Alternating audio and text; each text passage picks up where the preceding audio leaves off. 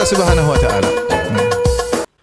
Meskipun ghibah merupakan dosa besar, namun di sana ada hal-hal yang dibolehkan dalam ghibah. Kita boleh berbuat ghibah, ya. Di antaranya kata para ulama disebutkan, ya, catat baik-baik supaya kita tahu kapan kita boleh ghibah, kapan kita enggak boleh ghibah, ya. Ghibah yang diperbolehkan di antaranya dalam rangka mengadu. Ini boleh. Misalnya kita dizalimi, maka kita mengadu ke polisi. Bilang, Pak Polisi, saya dicuri. Siapa yang mencuri? Aduh, saya takut ghibah Pak Polisi. Misalnya. Ya nggak ada yang ditangkap kalau begitu, ya. Paham? Jadi kalau kita dizalimi, kita boleh menyebutkan orangnya. Orangnya telah melakukan demikian-demikian, kita pergi ke hakim mutazallim, yaitu seorang dizalimi, maka dia boleh menggibah sesuai dengan kadarnya. Terus yang kedua, yang boleh kita melakukan ghibah juga misalnya dalam rangka minta nasihat. Ya. Seperti tatkala atau minta fatwa. Seperti Hind bintu Utbah radhiyallahu taala anha. Waktu dia mengeluhkan tentang suaminya kepada Nabi sallallahu alaihi wasallam, dia berkata, "Ya Rasulullah, inna zawji Abu Sufyan rajulun syahih. Hal alayya min junah." Ya. Kata dia, "Ya Rasulullah, sungguhnya suamiku Abu Sufyan adalah seorang yang pelit. Apakah tidak mengapa bagiku jika aku mengambil uangnya diam-diam, dia tidak tahu?" Boleh, belum dijawab sudah jawab ibu-ibu. Memang ibu-ibu begitu repot, ya. Ini kenyataan yang ada. Bapak-bapak enggak ada yang jawab, coba. Apa kata Nabi sallallahu alaihi wasallam? Khudhi min malihi ma yakfiki wa waladaki bil ma'ruf. Boleh kau ambil dari harta suamimu, ya, yang cukup untukmu dan anak-anakmu yang wajar sesuai dengan kebutuhan. Ini boleh kalau suaminya zalim, ya. Kalau suaminya enggak kasih uang makan, kalau ibu-ibu jadi kurus kerempeng enggak makan-makan, itu boleh ngambil untuk beli nasi uduk, boleh. Tapi bukan ngambil buat beli emas, ya. Ya, jadi boleh secukupnya untuk keperluan. Untuk anak-anak sekolah, kalau suami ternyata enggak kasih anak uang sekolah, kita boleh ngambil diam-diam meskipun suami kita tidak tahu enggak urusan dia. Yang penting anak saya terpenuhi kebutuhannya, saya juga terpenuhi kebutuhannya. Adapun kalau suami sudah baik, sudah kasih makanan, kasih kendaraan, keperluannya dipenuhi, ibu-ibu juga sudah pada gemuk-gemuk, kemudian masih ngambil uang suami, itu namanya nyolong. Enggak boleh. Enggak boleh. Yang jadi perhatian kita di sini intinya bahwasanya Hind bintu Utbah menggibah suaminya di depan Nabi sallallahu alaihi wasallam. Dia mengatakan, "Ya Rasulullah, suami saya pelit." Itu gibah atau bukan? Gibah. Tetapi dia tidak berbicara di hadapan umum. Tidak ngerumpi ke ibu-ibu sosialita yang lain, tidak. Dia cuma ngomong sama Nabi dalam rangka mengambil fatwa. Makanya kata para ulama, kalau seorang minta fatwa, kalau bisa tidak disebut nama lebih baik. Tapi kalau perlu sebut nama enggak ada masalah. Karena terkadang sang mufti, sang ustadz yang ingin menjawab, dia lebih bisa menjawab dengan baik tatkala dia tahu siapa yang berkasus. Tatkala dia tahu siapa yang berkasus. Tapi seandainya bisa disembunyikan siapa pelakunya, itu lebih baik. Ya, namun kalau disebutkan juga tidak mengapa. Ya, ini contohnya, ya, bahwasanya boleh menggibah kalau memang ada keperluan untuk minta nasihat, untuk minta solusi. Jadi itulah yang kita sering hadapi. Ada orang datang mengadukan tentang suaminya. Ada seorang datang mengeluh tentang mertuanya. Ada orang datang mengeluhkan tentang anaknya. Ada seorang datang mengeluhkan tentang tetangganya. Ya. Dan itu banyak saya hadapi dan banyak yang konsultasi kepada saya dan saya mengetahui masalah-masalah mereka. Ya, semuanya gibah, tetapi ini gibah yang diperbolehkan dalam rangka untuk mencari kebaikan, dalam rangka untuk mencari solusi. Contoh sederhana misalnya, kita menggibahi ibu kita misalnya. Tentu ingat, menggibah orang terdekat dengan kita, kalau enggak ada keperluan, dosanya semakin besar. Seorang menggibah ibunya tidak sama dengan menggibah tetangganya. Ibunya punya jasa besar sama dia. Kemudian dia gibah ibunya, dosanya lebih besar. Seorang wanita menggibah suaminya tidak sama dengan menggibah dengan temannya. Suaminya yang sudah berkorban untuk dia, misalnya merawat dia dan macam-macam, kemudian dia gibah suaminya, dosanya tidak sama seperti menggibah tetangganya. Tetapi ghibah itu perlu kalau memang dibolehkan kalau ada keperluan. Contoh, kakak beradik 4 orang menghadapi diuji oleh seorang ibu yang misalnya cerewet, misalnya suka ini, suka macam-macam ya, mereka diskusi. Gimana ibu kita ini? Ibu kemarin gini-gini. Ini boleh.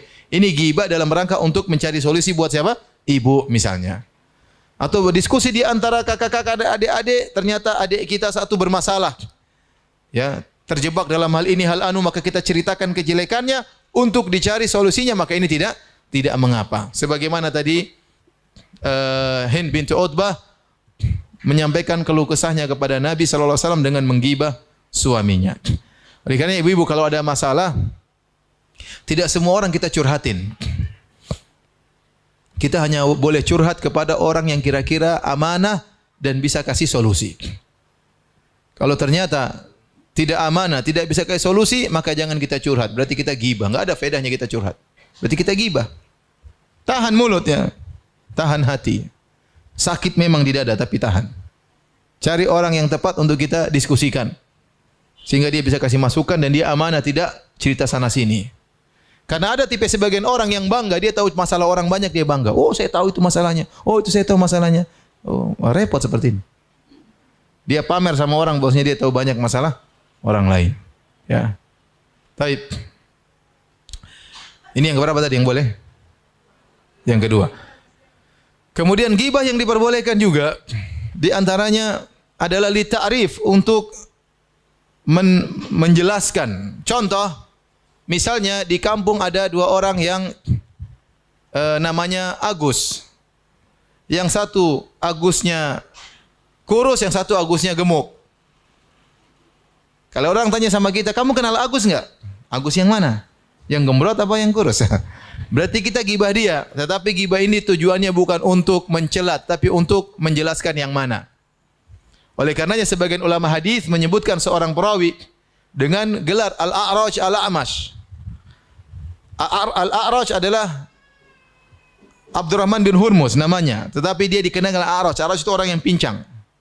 Dia seorang perawi terkenal, thiqah, tapi dia memiliki sifat kepincangan sehingga sifat dia mendominasi namanya. Orang malah tidak kenal namanya, malah kenal apa?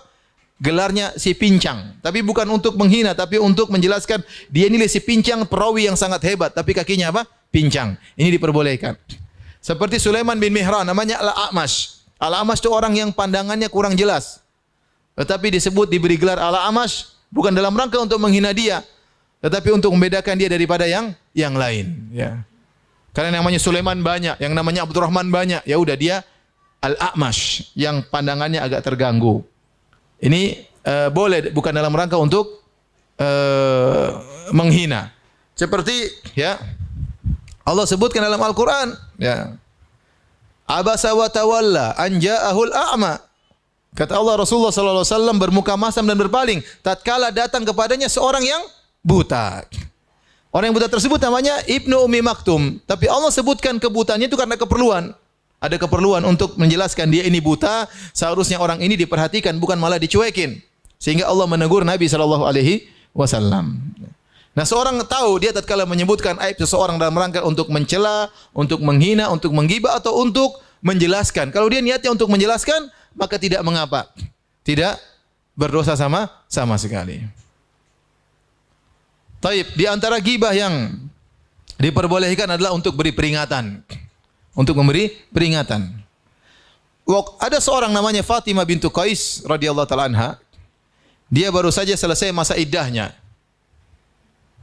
Siap untuk menerima lamaran. Tiba-tiba ada 2 orang ngelamar dalam waktu yang sama. Yang satu namanya Abu Jaham, yang satu namanya Muawiyah. Maka dia pun datang kepada Nabi SAW. Dia berkata, ya Rasulullah, 2 orang pemuda ngelamar saya. Satu namanya Abu Jaham, satu namanya Muawiyah. Bagaimana menurut anda? Maka Nabi menggibah Muawiyah dan menggibah Abu Jaham dalam rangka untuk memperingatkan. Kata Nabi SAW, amma Muawiyah fasu'lukun la malalahu. Adapun Muawiyah dia miskin, enggak punya uang, tidak bisa menafkahimu. Wa amma Abu Jaham, ya, fala yadha asaw an atiqihi. Adapun Abu Jaham fadarrabun linisa, suka pukul istri. Kata Nabi, jangan nikah ini sama jangan ini. Satu miskin nanti enggak bisa nafkahi, yang satu tukang pukul. Kamu bisa sering dipukul oleh suamimu. Maka Nabi berkata, ingkahi Usama. Nikahlah dengan siapa? Usama. Disebutkan Usama seorang yang hitam ya. Tetapi waktu dia nikah sama Usama, dia merasakan kebahagiaan karena dia menikah dengan anjuran siapa? Nabi SAW. Maka ini contoh, kita menyebutkan kesalahan seorang, namun ini penting. Kalau tidak dia bisa dapat mudarat. Misalnya seorang datang sama saya, Ustaz kenal si fulan enggak? Ini saya kenal. Ustaz dia mau mudharabah, mau invest atau saya mau invest ke dia. Bagaimana menurut Ustaz? Saya harus jelasin. Ini enggak beres, dia begini. Enggak boleh saya sembunyikan. Kalau seakan-akan saya yang akan berinvest dengan dia, maka saya harus jelaskan. Misalnya pernah ada seorang ibu-ibu datang ke saya dengan misalnya tanya, tanya tentang si fulan. Ustaz kenal si fulan enggak? Kenapa? Anak saya, putri saya mau dilamar sama dia. Ustaz kenal enggak? Saya pernah ditanya demikian. Ya saya harus jelaskan ini laki-laki ini bagus atau tidak, apa yang saya ketahui. Seakan-akan dia mau menikahi putri saya sendiri. Ya, maka saya memberi nasihat meskipun saya harus menyebutkan kekurangannya. Dan ini tidak mengapa. Ada seorang ustaz cerita. Dia didatangi oleh setelah pengajian ada seorang suami dan istri ingin ketemu dengan dia, bapak dan ibu-ibu. Majelis khusus, ingin ketemu secara khusus. Maka kemudian satu cerita, datanglah suami istri ini ketemu sang ustaz ngobrol. Kemudian suami istri ini bercerita, Ustaz, putri kami sudah besar, sudah dewasa, saatnya menikah ya. Kata ustaz tersebut, saya pikir saya mau ditawarin putrinya. Ternyata kata ibu tersebut, enggak, ini ada murid ustaz mau ngelamar apa? Mau ngelamar ini anak saya, gimana menurut ustaz? Nah itu, wajib bagi ustaz menjelaskan dengan ilmu yang dia tahu, tidak boleh dia sembunyikan. Bahkan dalam kondisi tertentu kata para ulama, jika memang dia ini sering menipu banyak orang, kita harus ingatkan.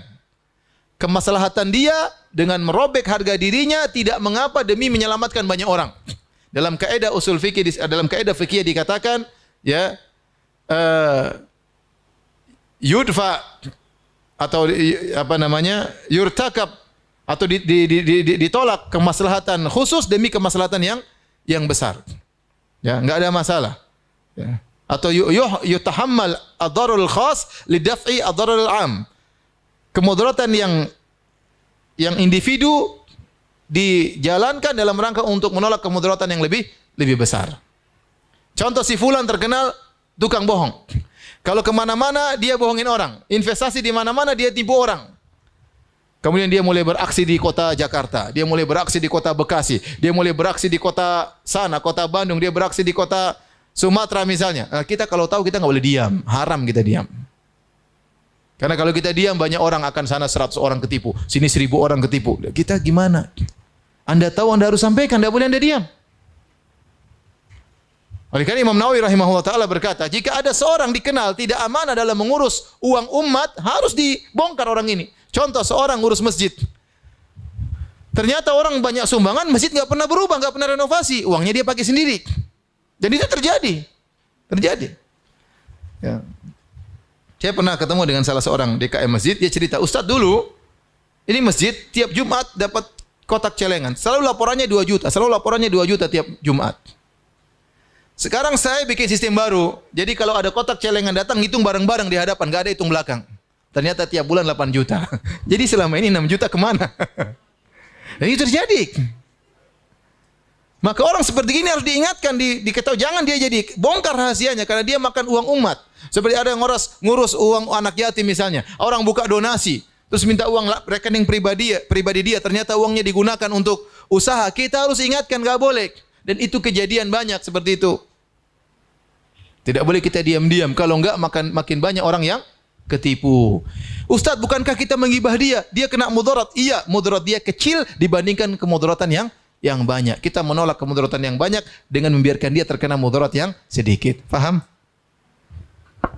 Sama halnya saya sebagai ustaz. Terkadang saya melihat sebagian ustaz ngawur bicaranya. Saya terkadang dilema. Ini orang sok pintar ngawur, total ngawur. Saya mau bicara, kalau saya enggak bicara orang terpedaya, kalau saya bicara juga pada baper semuanya ya. Tapi mau tidak mau harus saya sampaikan. Apapun orang omongan tentang saya. Misalnya seperti itu. Karena kalau saya tidak bantah, saya bertanggung jawab di hadapan Allah Subhanahu wa taala. Kamu udah tahu dia salah, kamu tidak menjaga agama Allah. Ya. Seperti itu contoh. Masing-masing kita punya tugas masing-masing. Tapi maksud saya, contoh seperti itu. Bahwasanya kalau kita tahu ada orang yang salah, kita harus nasihati. Nasihat kepada umat atau nasihati kepada orang yang berinteraksi dengan dia. Sebagaimana Nabi SAW menasihati Fatimah bintu Qais tentang Muawiyah dan Abu Jaham. Kata para ulama, kalau itu hanya kemudaratan kecil, apalagi kemudaratan yang terbesar. Orang ini menyebarkan pemikiran yang merusak, tersebar satu Nusantara. Ya, harus jelasin. Biar orang tahu bahwasanya ini apa? Salah. Mau orang terima enggak terima, yang penting Anda sudah menjalankan tugas Anda di hadapan Allah Subhanahu wa taala. Tapi di antara ghibah yang boleh, ini yang keberapa? Masa baru 4? Yang keberapa? Yang kelima ya. Coba diulang, yang pertama apa? Mengadu. Yang kedua? Yang ketiga? Yang keempat? Ya. Yang kelima, boleh menggibah seorang yang mujahir bil ma'asiyah, yaitu terang-terangan bermaksiat, itu enggak ada masalah. Ya, misalnya apa? Dia buka aurat terang-terangan di medsos. Kita gibah pada kesalahan dia itu aja, tidak lebih daripada itu. Ya. Misalnya dia kemudian terang-terangan minum khamar atau melakukan maksiat terang-terangan, maka tidak mengapa menggibah orang tersebut karena tidak perlu ditutup-tutupi, dia sendiri telah membongkar apa? Aibnya. Paham? Itu tidak mengapa. Seorang misalnya dia melakukan zina, kemudian dia sebar perzinahannya seperti terjadi di zaman sekarang, maka orang seperti itu tidak mengapa kita gibahin. Karena dia sendiri memang tidak malu dengan apa yang dia lakukan. Tidak malu dengan apa yang dia lakukan. Ya. Karena sudah tersebar di mana-mana, sudah terbongkar di mana-mana, maka tidak mengapa kita menggibah dia karena dia sendiri telah membongkar aibnya sendiri. Taib, ini diantara hal-hal gibah yang diperbolehkan, maka seorang di luar daripada itu berusaha untuk menghindari gibah. Jangan sampai dia melakukan gibah.